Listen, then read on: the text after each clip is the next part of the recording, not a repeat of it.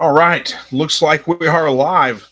We've only got four people in here, but that's okay. We'll get started here. Let me get the disclaimers out of the way that we normally do. This is a weekly live broadcast, pretty much every Thursday evening, 7 o'clock Central. This is where I am. You can come in here and we can talk about whatever you want to talk about. I don't really care. I let the chat drive kind of how the live broadcast goes. Do my best to respond to every chat that comes in, unless you're talking to each other, which is fine too. Like I said, there's no real topic that's off the table. The only things I ask is be polite, be family friendly. Don't be hateful with anybody. Don't call anybody names. Don't be rude with anybody. We can have, political debates. We can have religious debates. Whatever you want to do. Just we can have differences of opinions. Still be friends. Still be friendly. So there's no reason to get all hateful or anything like that with anybody. So, with that being said, we'll jump into it as soon as I have some chats to respond to. I got to change to the live chat. So if you've chatted, I have not seen it. We'll wait for I got no chats coming in. I will tell you guys, well, we only got 5 people in here, but I'll say it anyway. I got like a pinched nerve or something in my neck. I did something to it this weekend, so my back is hurting kind of. Right now it's not too terribly bad, but I may be a little squirmy tonight trying to find the right position to make it hurt as least as possible. So I've been having it's better today than it has been, but it's been causing me a little bit of problems this week. Hopefully, I'm on the mend and getting better on that though. All right, we need some chat in here. Somebody say something. Give me something to respond to. We got 11 people in here. There's Andy, loves my shirt. Yeah, grab your balls. It's canning season. Can't see the bottom. Canning season. There we go. It's canning season. Hey, we got Buck Reynolds from Claremore, Oklahoma. Good to see you. Thanks for joining.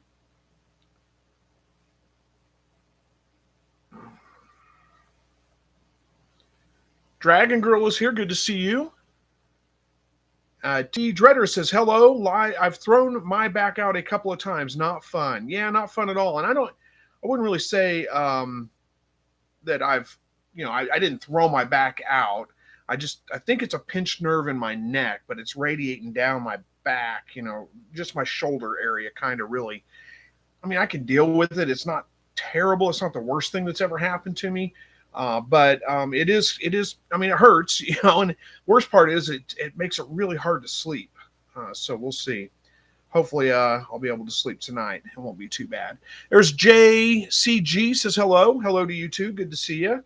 Keone says, wait, I'm sorry, I missed one. Keone said, Teasel tincture for nerve pain. I don't know what Teasel is. I don't know what that is. Never heard of it.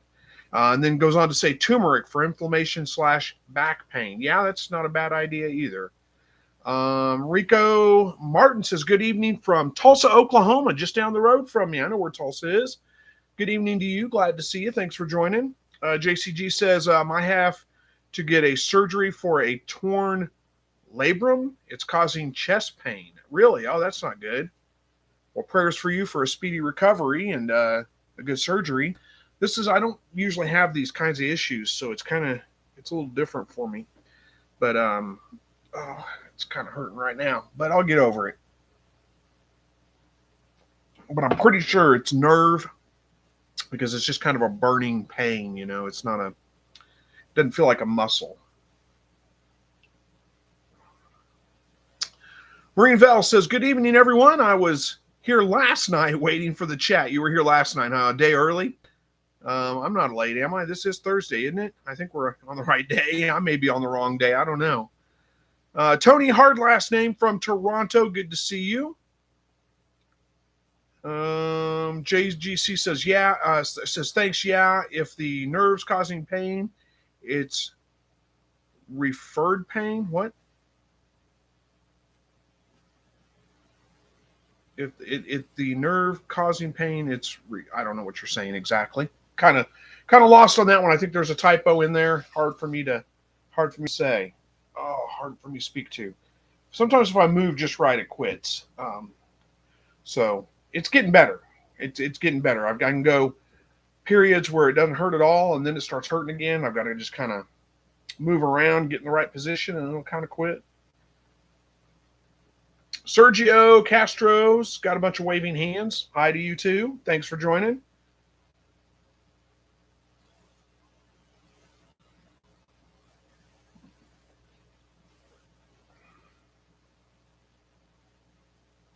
And that's it. There's no more chat coming in. A little quiet tonight. I'm sure it'll pick up. We usually see it pick up as we go. Rico Martin says, been watching your quail stack cage videos. Plan to get started soon. Quail stack cages videos. Okay. Yeah, hey. Thank you for watching. I appreciate that. Hopefully that was helpful for you. Dewdrop from Western New York is here. Good to see you. Thank you for joining tonight. I appreciate it. Oh, sometimes when I lift my arm up like that, it helps a little bit. So I'm going to be in weird positions, squirming around a little bit. JCG says chest pain due to nerve involvement pain, radiation through connected tissue, and referred pain. So that's what you're dealing with, I guess. And that sounds terrible. It sounds much worse than what I'm dealing with. So, like I said, prayers for a speedy recovery for you. Keone says, have a New Zealand and champagne both due to Kindle on 1026. A bit concerned about the cold nights. How cold's it getting there? You probably don't necessarily need to worry about it. I don't know where you're located, so I don't know how cold it is. But, I mean, stuff some, the 26, that's just a couple days away. Stuff, there are nest boxes full of straw. Just keep an eye on them. The day they're due, make sure they have their babies in the nest box. As long as they do, they're probably going to be just fine. Tennessee mid-30s. That's not too terribly cold. So, again, just watch them. Sorry, my dog. Watch them and make sure that, they have the babies in the nest box. If they don't, get in there, pick them up, put them in the nest box as soon as you can. They're probably going to be just fine. I wouldn't worry about it too much. I've had plenty of them born in colder temperatures than that and never had any real issues with it. JCG says, yes, that's what this labrum tear is doing. It kept making me think I was having a heart attack. Well, man, I'm glad it wasn't a heart attack. That sounds terrible. I did have an interesting experience the other night. I guess it was probably Monday night. It was about the first day that this really flared up. And I'm sure I know what did it. Sunday, I was out where we hunt with my cousin. I was moving my tree stand. I was carrying it on my shoulder. And I guarantee that's what did it. I was carrying it on my shoulder through the woods for quite a ways. And I'm sure that's what did it. And so Monday, it was really bothering me. Anyway, I went to bed, tried to sleep, woke up, and just kind of in a daze, just kind of barely awake. And I could feel my heart just beating real weird, right? Just like it was going to come out of my chest.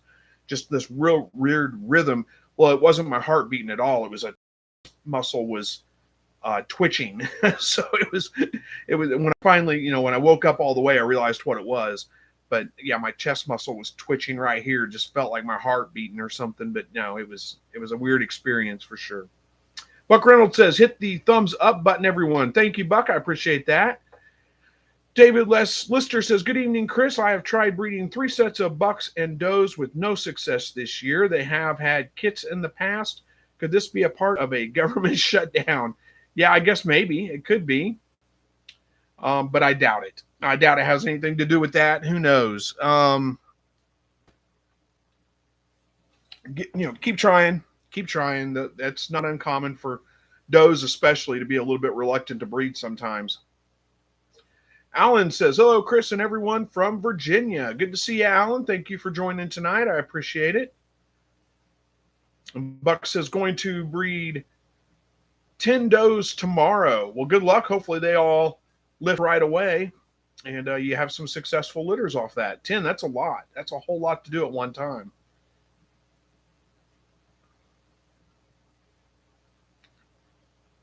All right, JCG says, when I was in my 20s, I wish I would have listened when my uncle and aunts and parents said I would regret abusing my body, but I was 10 feet tall and bulletproof in my 20s. Yeah, hindsight's always 20/20, right? We're all that way. And I'm sure that's how I hurt myself was, I'm 51 and I was, not realizing I'm 51.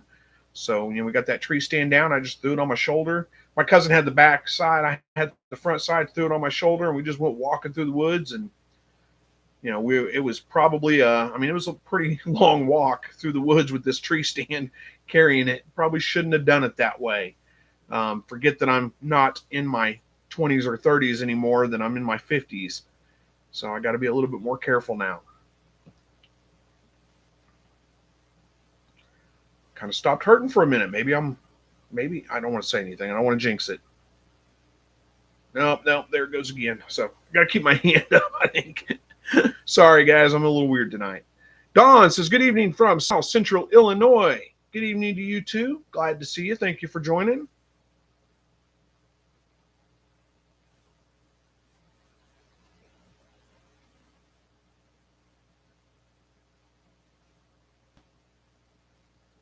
JCG says, do you have a special additive or feed to plump up your quail meat birdies? No, I don't. I don't really. I feed all my birds a game bird starter. It's like a 28% protein game bird starter. They get that from the time they hatch all the way up till whenever. I mean, that's all I feed. I don't add anything special to worry about plumping them up. I just let them grow at what they're going to grow at, and keep the biggest ones for future breeders if I'm going to replace any of my breeders with them, and that's it. Buck Reynolds says, I got 12 litters now. They'll be weaned in 3 weeks. 12 litters right now, and you got 10 more you're going to breed tomorrow. Wow, man, that's a lot of rabbits. Alan says, I was thinking about doing a small quail hutch this fall. Do you ever do any hatching in the fall?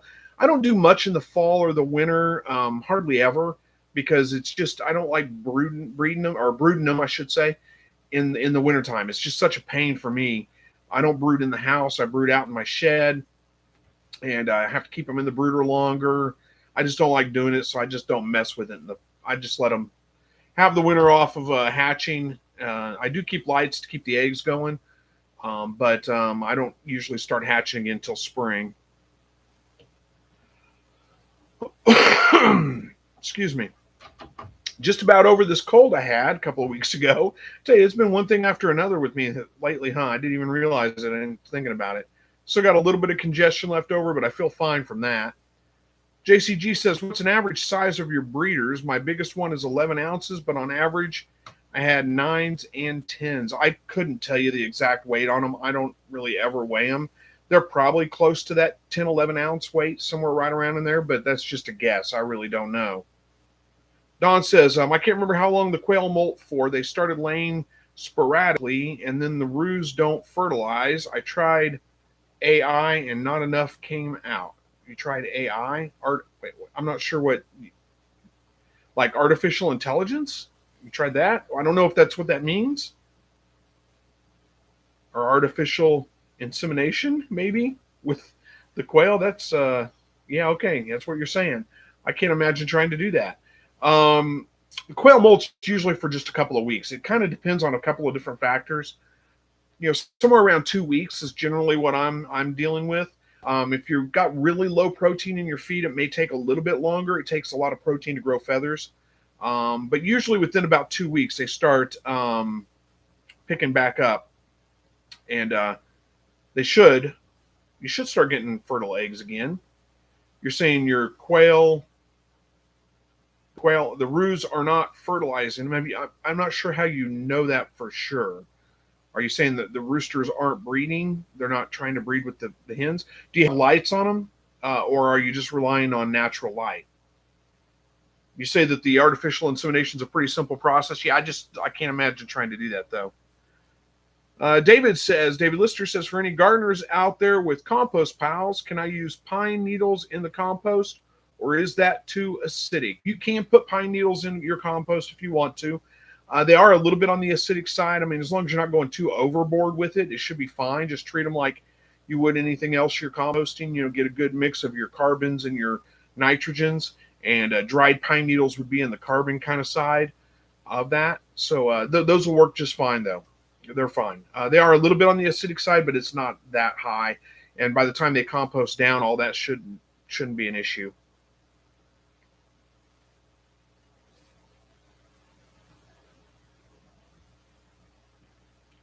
There are some misconceptions about using pine needles. I think a lot of people worry about them, but they're not that big of a deal, really.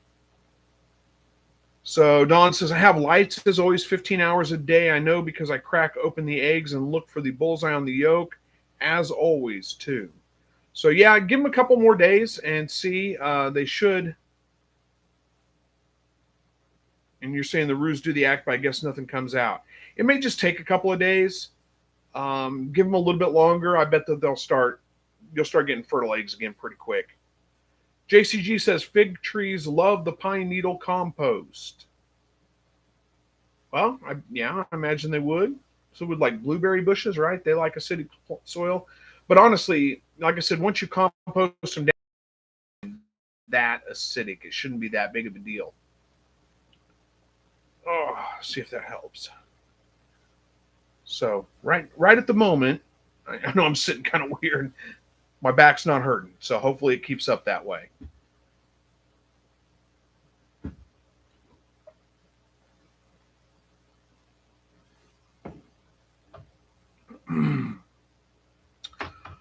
All right, what else we got? No chat coming in. Haven't got a video out in the last couple of weeks. I'm sorry about that. I've had some things going on, but more than anything, I can't come up with topics. I know you guys gave me a couple of topics. Some of that's going to take a little bit of time. I do have a full-time job, so I work 40 hours a week. I'm looking down at the list of stuff I wrote down for you guys.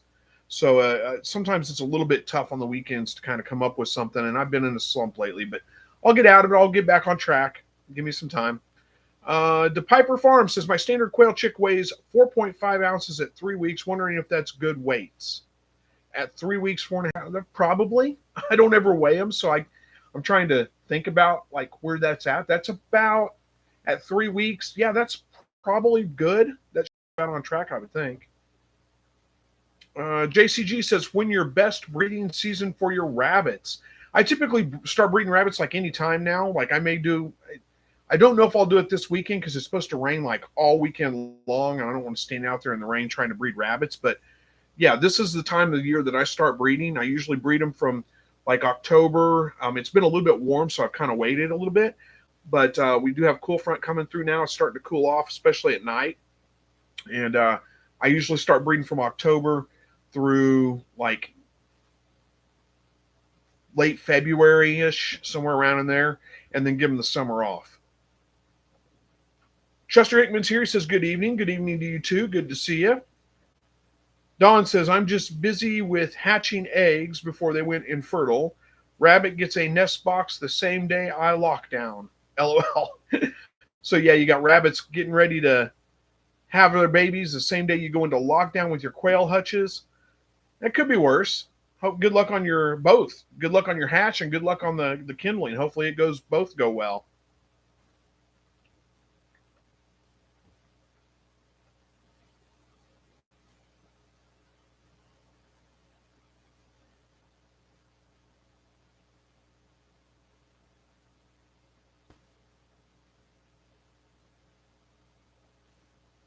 Buck says year-round is the best time to breed rabbits.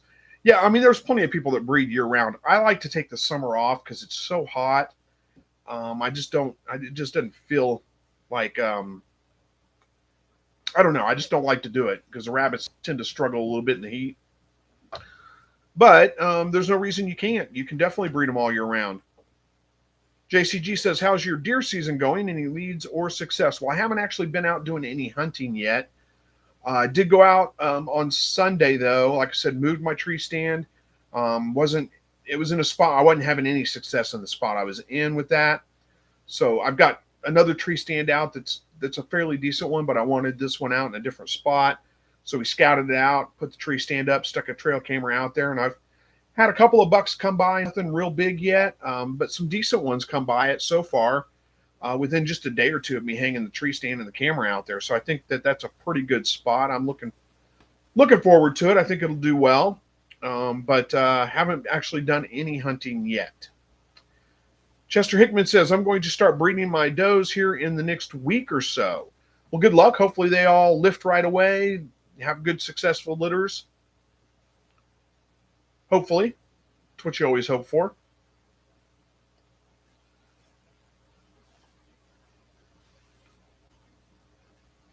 But yeah, deer season, or the deer should start moving here pretty quick.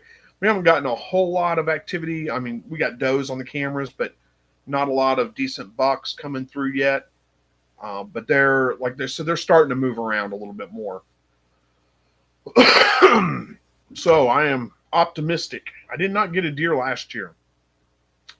for the first year in a long time that I haven't. I had one come through early season that was just on the verge of being big enough, and I'm not really hunting for a trophy necessarily, but I do want to let them, grow, get a chance to breed, all that kind of stuff. So had one come through that had it been the last day of the season, I probably would have shot him, but it was like real early on. It was one of the first days I went out hunting. So I let him go ahead and pass. But we should start seeing some big deer movement here pretty quick.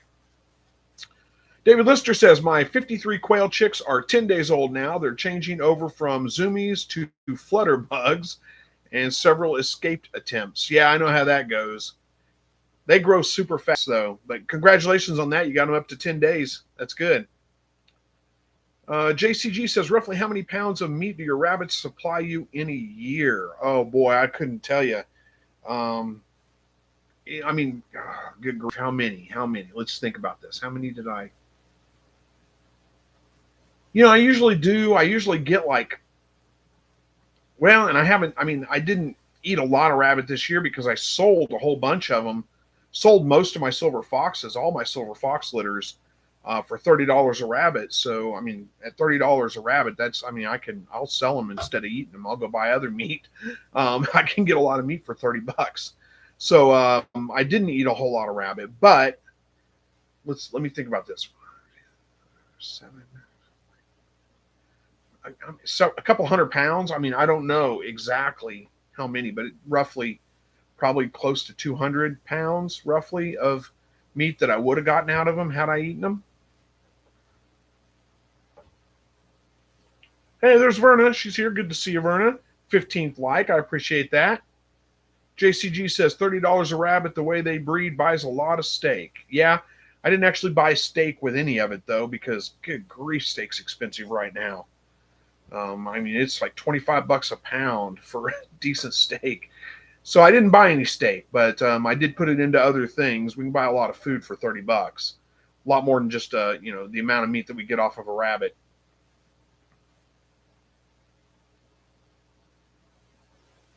We do have a butcher shop meat processing. Well, I don't guess they're a processor. They're just a meat store. But they do specials all the time. They had ribeyes on sale for $5 a piece, but they're pretty small. They're not the best ribeyes ever, so we didn't bother buying any of those either.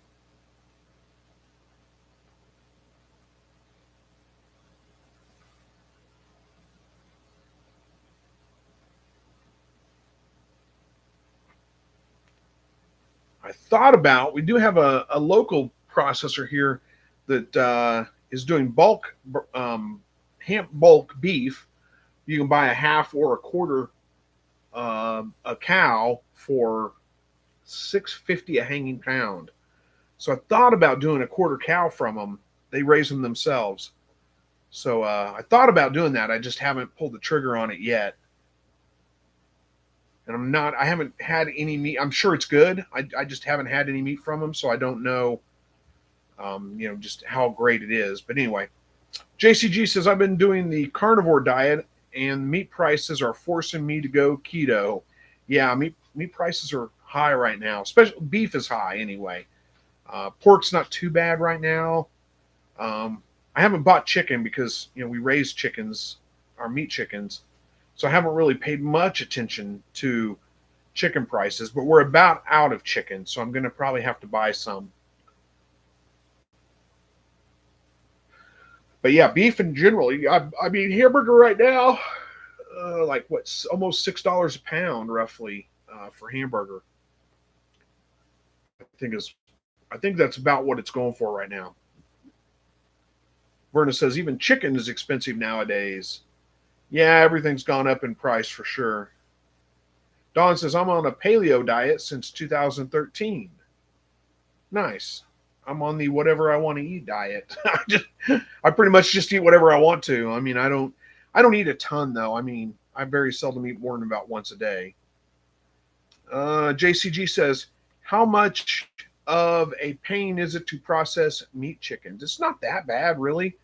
We had last year, we did a bunch, and I've still got a little bit left over from them. Not this last summer, the year before, but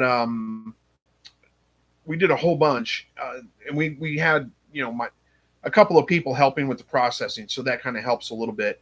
Um, but it's not terribly difficult. I mean, I can even we had an automatic plucker, which made it a lot easier.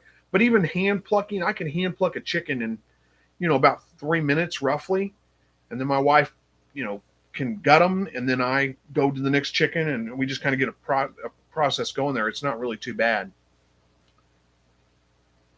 Steve says chickens are currently molting, should be augmenting their feed with anything. I'm not an expert on chickens, but there's a couple of schools of thought on that. One is just let them go through the molt and don't augment it with anything. The other thought is try to bump up protein a little bit to get faster chicken or what do you call it, feather growth out of it, bump up their protein a little bit, add a little bit of extra high protein feed. So that's kind of the direction I lean in. That's what I do for my quail, is try to make sure that they have plenty of protein to help regrow those feathers. But there's a couple of different thoughts on it. You don't need to augment them with anything, or you could augment them with the high protein feed. So I don't know that I can tell you the best answer, but that's kind of what I would do, is probably just bump up the protein a little bit for the next couple of weeks. Don says, I wish I could, but it is used to keep Lyme disease in remission by not feeding it all the things that make it grow. Yeah, I don't have any of those issues, thank goodness, and I'm sorry you do. But I wouldn't say that I eat all that terrible. I mean, I say I eat whatever I want, but we don't really not eating a whole lot of processed foods, so it's not that bad. Don says, my quail are on 17% protein while molting, and I have lentil sprouts as treats. Yeah, that protein level is a little bit on the low side. I like to keep it at least above 20% protein, but hey, if it's working, then no reason to change it, right? Keone says, I air skinned one of my turkeys last week. Worked awesome. So with like an air compressor, is that what you're saying? Like you skinned the turkey? Huh, that's interesting. Never thought of skinning turkey. Well, I take that back. I guess like wild turkey, whenever we get those, we just breast them out because there's not a whole lot to them other than the breasts, and that's skinned. But a home turkey, I would think you would want to pluck it and keep the skin on. I've seen videos where people use air compressors to skin them. They're skin animals in general, and I don't know. It looks interesting. I've never tried it. JCG says, this year I've been doing quail and chicken eggs. I'm thinking of more supplemental meat sources, so that's why I'm asking questions. Yeah, ask all the questions you want. I'll do my best to answer if I can. Home, like I didn't price chickens out last summer, but like we buy Cornish cross. They're pretty efficient. They grow. I mean, you got them to 5 pounds roughly by 8 weeks roughly. So we're processing them in 8 weeks. We probably got, by the time we ordered all the birds, got them in, fed them. Of course, we have all the equipment, so we didn't have to invest in equipment. They were, I think we had about $5 a bird in them by the time that was all done. It wasn't too bad. It's pretty economical. Verna says to JCG, says, with the price of beef, it may be better to do Muscovy ducks. Yeah, I've never eaten Muscovy, but I've heard it's very similar to beef. Keone says, yeah, it inflates like a basketball, separates the skin from the flesh. Yeah, talking about the air compressor, air skinning them. Yeah, I've seen it. It looks like an interesting process. I've just never tried it. Mike B says, hope everybody's having a good night. I don't have much else to say other than God is good. Be grateful for what you have. And as winter settles in, be helpful to the people in your community. That's all well said, Mike. I appreciate that. Keone says, any suggestions to help with to get chickens laying again? Well, the first thing would be, do you have lights on them? Are you providing them with supplemental light to get the amount of daylight up? Chickens are just like quail. They rely on the amount of light to lay eggs. So if you want them laying this time of year, you're going to have to add supplemental lighting to get the amount of daylight up to 14 hours a day, roughly. So that would be the first suggestion. I don't know if there's anything else going on or not.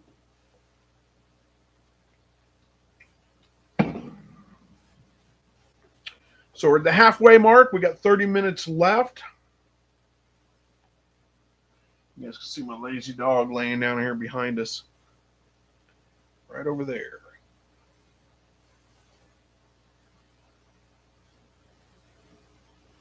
Verna says they need, oh wait, Verna said first, Muscovy is quieter than other ducks, not as messy from what I have heard. Yeah, they're different. They are a different kind of duck. They're not like any other duck for sure. And I've heard that the meat's really good. I don't know. I've just never tried it. So Verna's saying they need 14 to 16 hours a day of light for them to lay. Talking about chickens. Quail are the same way. They need about 14 hours a day. But yeah, for sure. JCG says, I'm on the fence about with raising rabbits, but like the quail, you about got me there. Talking about raising rabbits. Rabbits are pretty easy. I mean, they're pretty efficient as far as converting feed to meat. They're about as efficient as any other animal out there, probably more so than most. So they're pretty cost efficient to raise. They're they're quiet. I mean, there's not a whole lot. There's not really anything bad to them. If you have outside hutches, if you don't have to worry about emptying dropping trays or anything like that, their manure is a cold fertilizer. You can throw it right on your garden. You don't have to compost it first. There's a lot of good rabbits. Werner says JCB rabbits are easy. I raised them in my apartment, same as I did with the quail. They are pretty easy. I agree.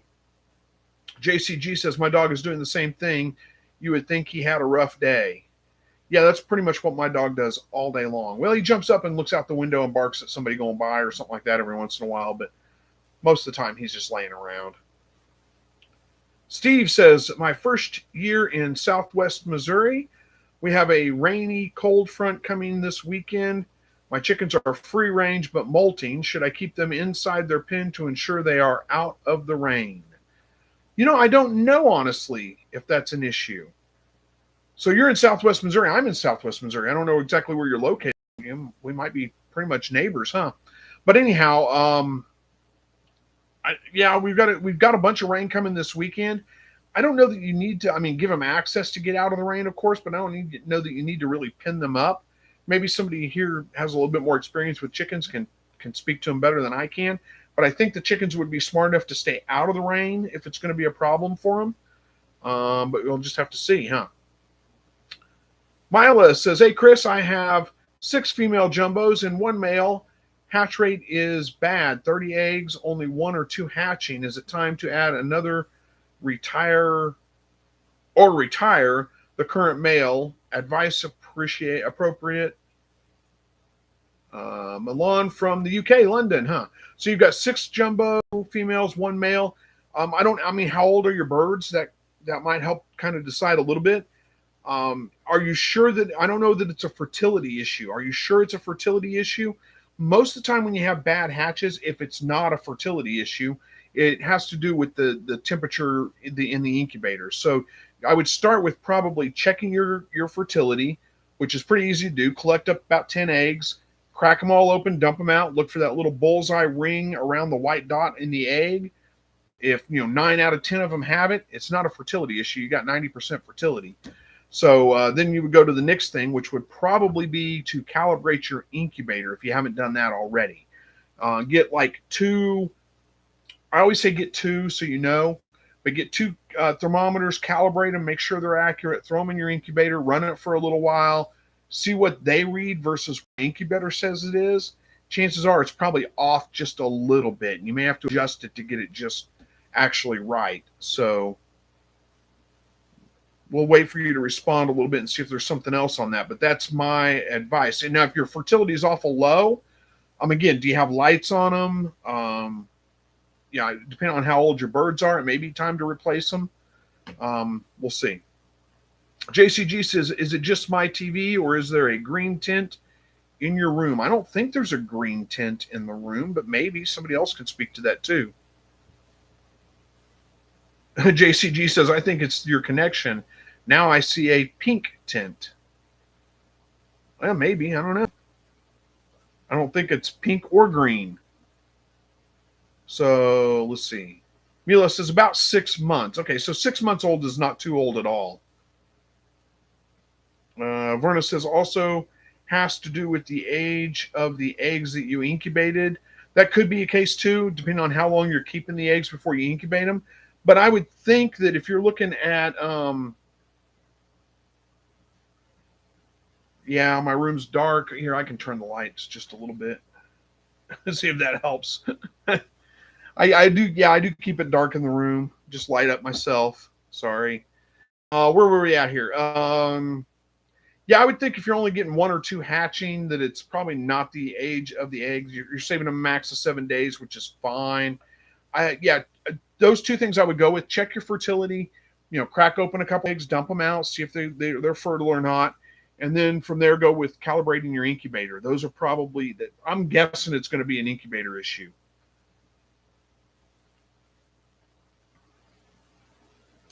JCG says, yeah, maybe my internet connection acting up.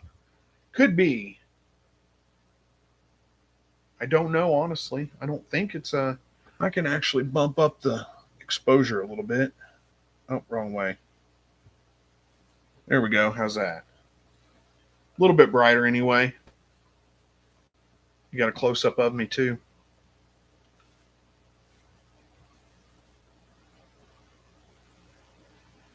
Olan is it? Hopefully I'm pronouncing it right. Olan Lun, I think. Says anyway, says good evening. Hope you are doing good. Doing pretty well. Hopefully you are too. Thank you for joining.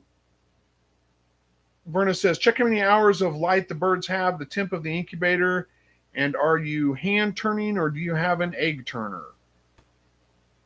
Yeah, good questions. Again, I mean, yeah, how many hours a day your birds have? But if the hens are laying, the roosters should be fertilizing. I mean, they're a little bit more sensitive, I think, or a little bit less sensitive to stopping than the hens are. So yeah, I would again, that's what I would go with. Check your fertility on your eggs. Rule out that it's a fertility issue. It probably isn't, and then calibrate your incubator because those are the two things that really make the biggest impact. Honestly, if your eggs are fertile and you're not getting good hatches, it's probably your temperature issue on your incubator. All incubators are notorious. Any of those little home incubators are notorious for being off just a little bit. And really, if you're off just a degree or two one way or the other, it can make a big difference in your hatch. And Verna says also make sure that you up the humidity at lockdown. For sure. Humidity is not as important as temperature, but you do need to bump it up a little bit at lockdown. Steve Baldwin says, I'm live just outside the fictional hometown of Jason Bourne, Nixon, Missouri. It's not a fictional hometown. It's the hometown of the fictional character. Yeah. So you live just outside of Nixa. We're loving the Ozarks. Yeah, that's a nice area. I'm in Joplin, so I'm in the very southwest corner, not quite. I mean, just at the edge of the Ozarks and the Great Plains. But yeah, I do like that area. Nixa's, it's not too far. I know exactly where that is.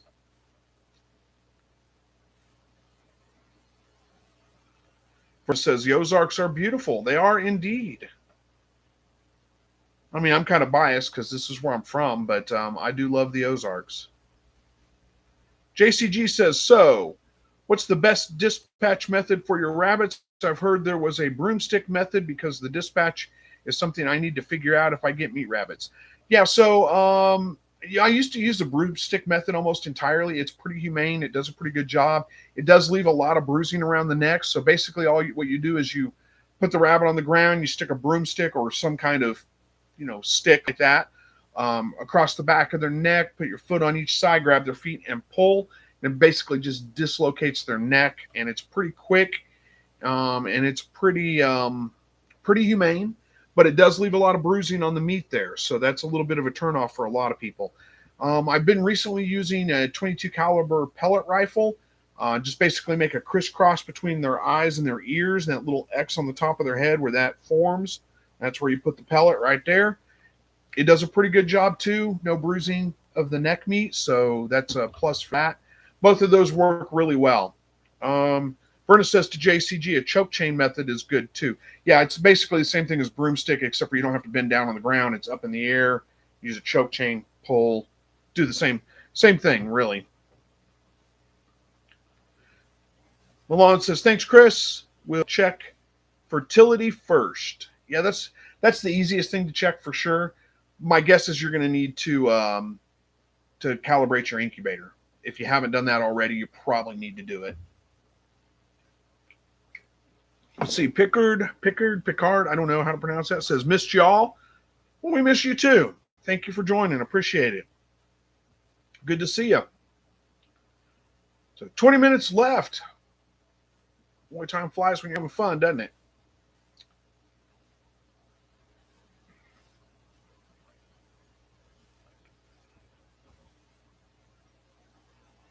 Doug says, can you elaborate on the pellet rifle brand? Well, right now, it doesn't really matter, honestly. I've got a Beeman as well. It doesn't really matter because you're not shooting them from a distance. You're right there on top of them, you know. But yeah, I've got a Gammo. It's a break barrel. I can't remember which exact model it is, but it's the one with the what do they call that? The Swarm or whatever. It has the magazine. So you break the barrel, it loads a pellet, it holds 10 in the magazine. 22 caliber, I think, is the important thing. It's way better than a 17 caliber. Sorry, I got distracted by something there. David Lister says, broomstick method can be hard on your knees at my age. Well, yeah, I imagine it could be. I've never found it that difficult, but I'm only like 5'9", so it's not as far to the ground as it is for most people that are taller than me.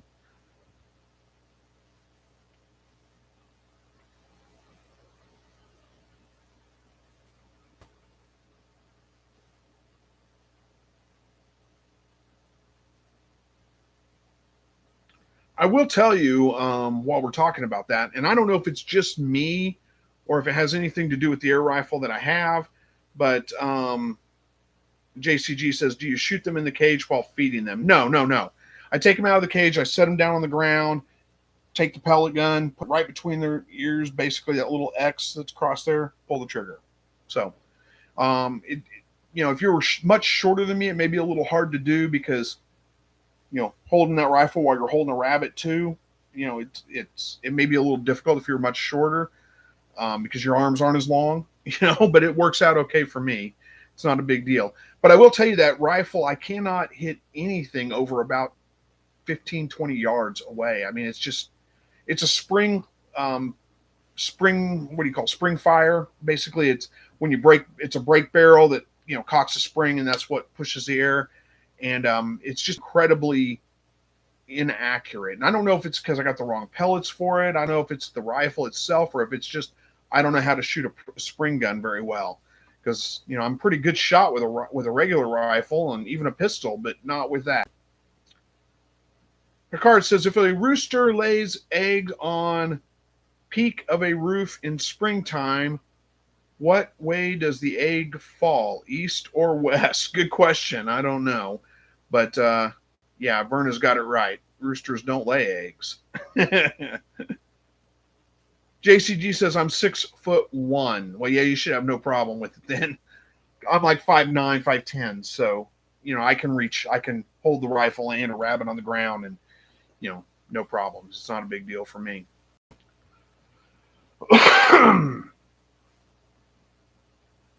They do make bolt guns. I mean, you can get those too, which are, just fires a bolt out, which does the same thing, but they're just a little bit more expensive. Steve says, do you use BBs or the pointed pellets? No, I use pellets.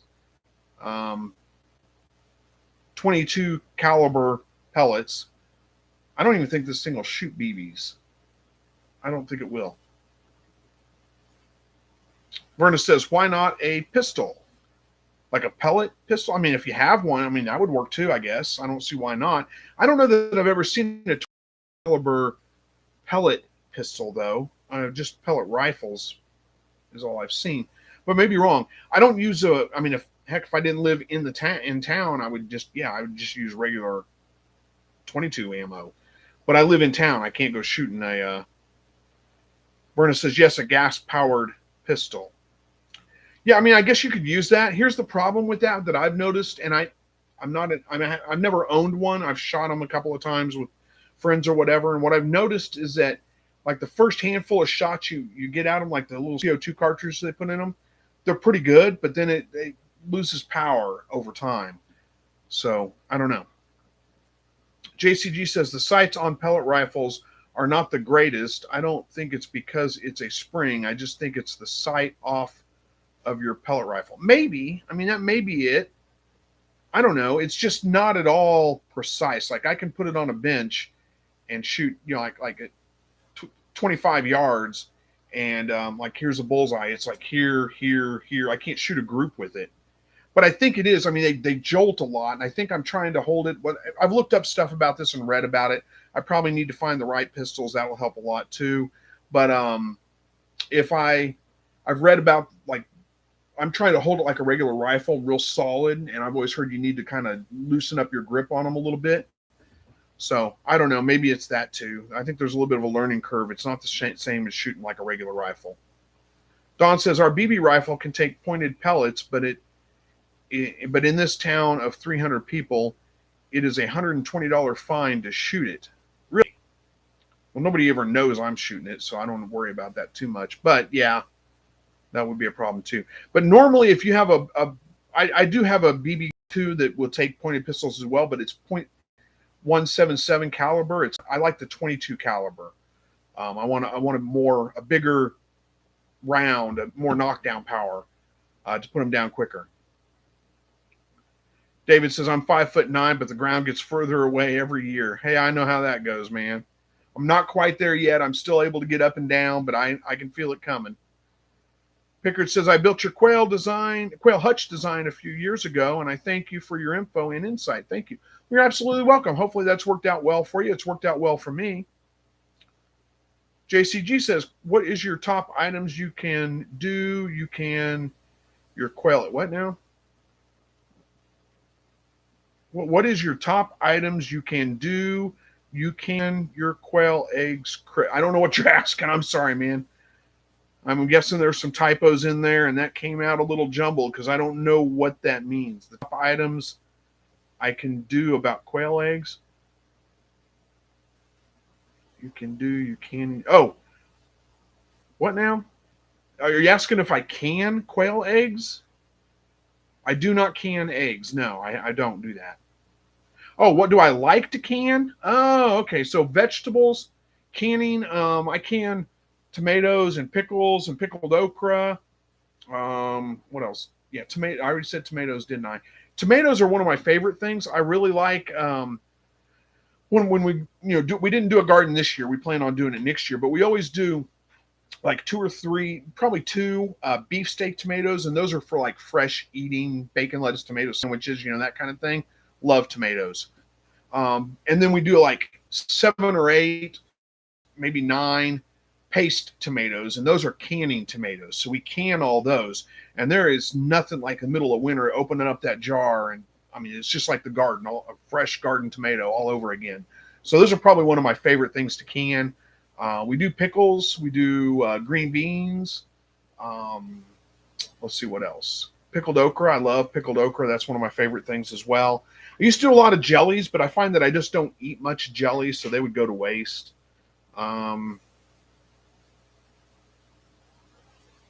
Those are probably my favorite things. I don't can corn. I have canned it before, but I usually just freeze it, so it works all right.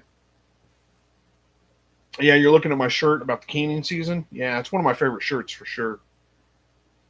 Oh, other things I can too, though. I do can chicken broth,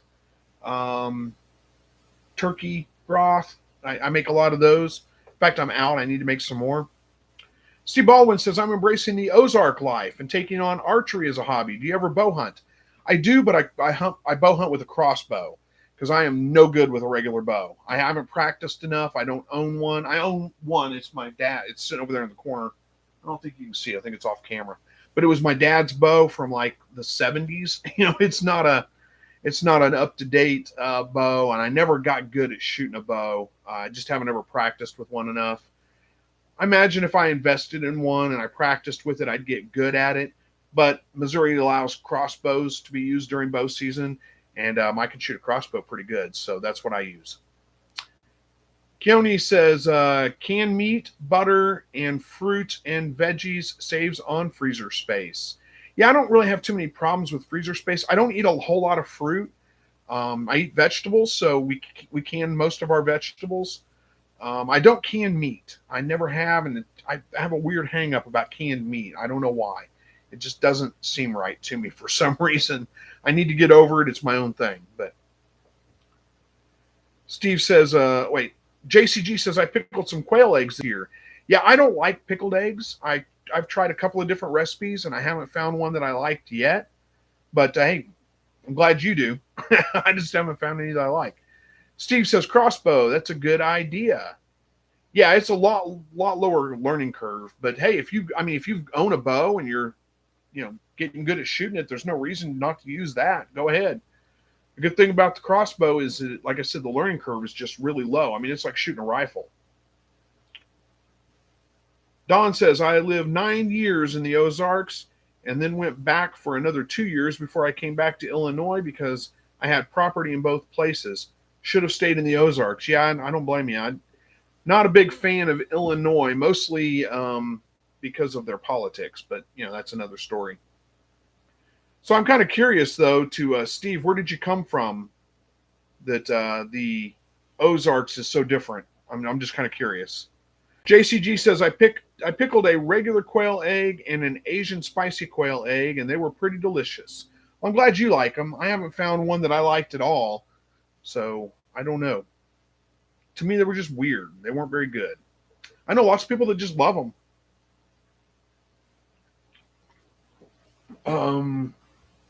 Zora says, I use a crossbow out my bedroom to harvest deer. Really?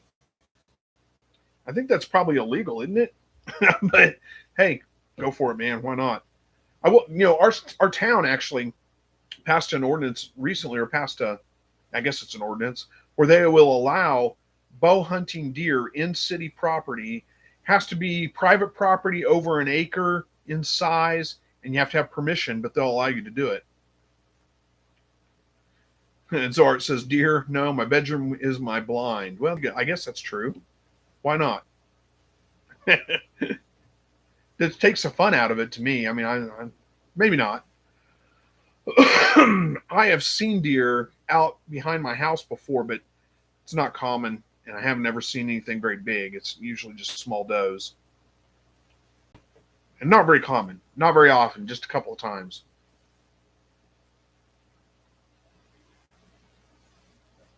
Don says, we have 1 or 2 bow hunting seasons here in Illinois. Yeah, we do too here. Actually, bow hunting season's really long here in Missouri. It starts in mid-September, early September. It goes all the way up till gun season. And gun season is 2 weeks in November. And then it picks back up after gun season, goes all the way through, I want to say like January. So it's a pretty long season.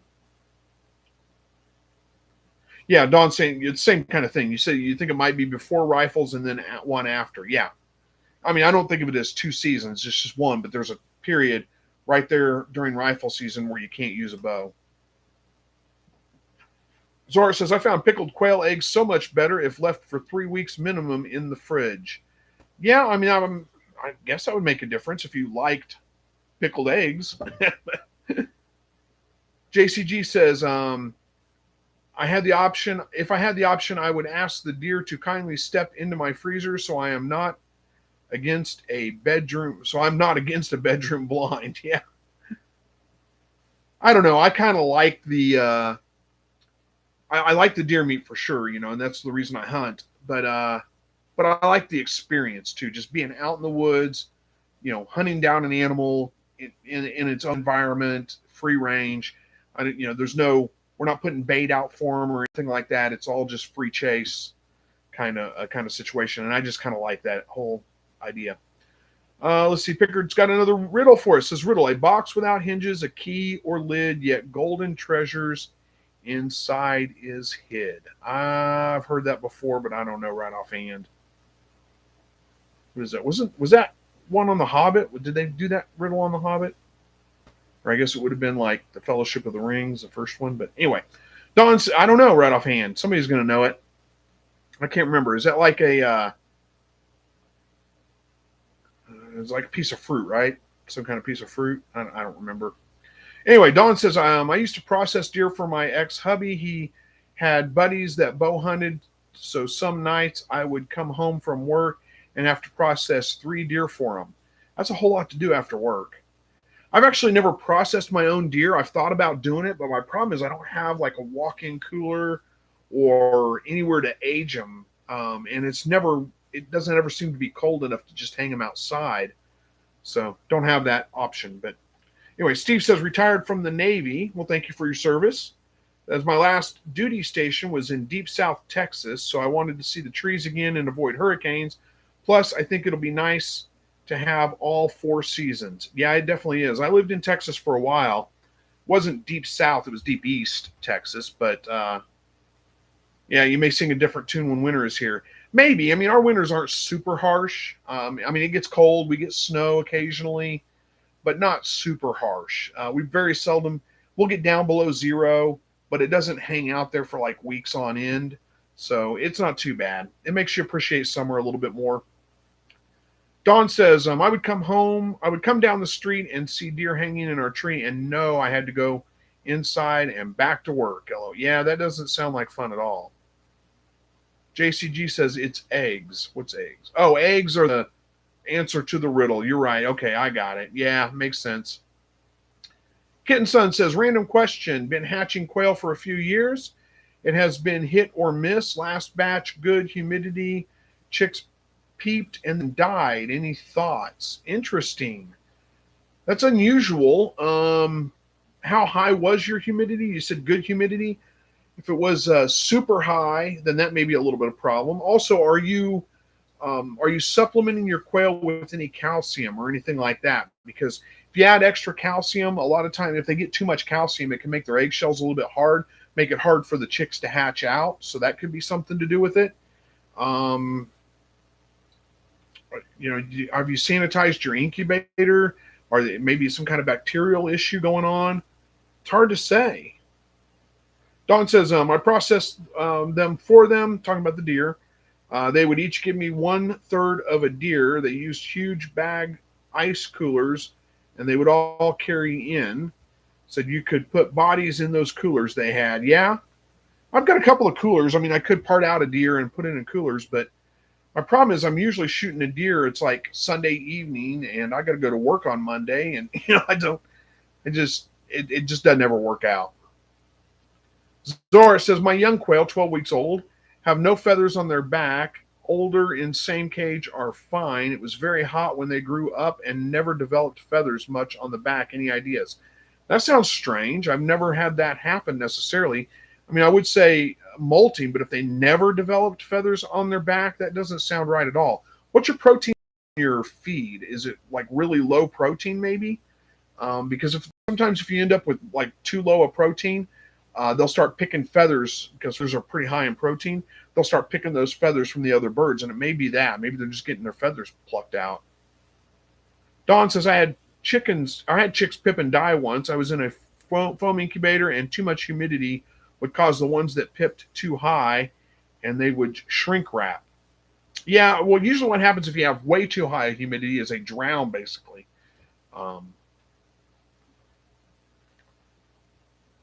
See, Kitten Son says, great thoughts. Thanks. You're absolutely welcome.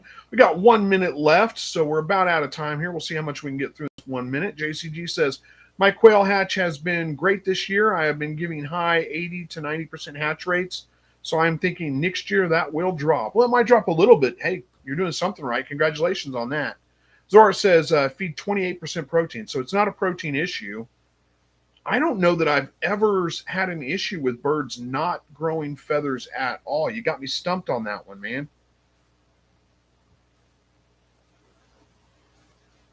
They're 12 weeks old, but I mean, like I said, 12 weeks old, I would think maybe they're molting, that lose all the feathers on their back. That kind of makes sense.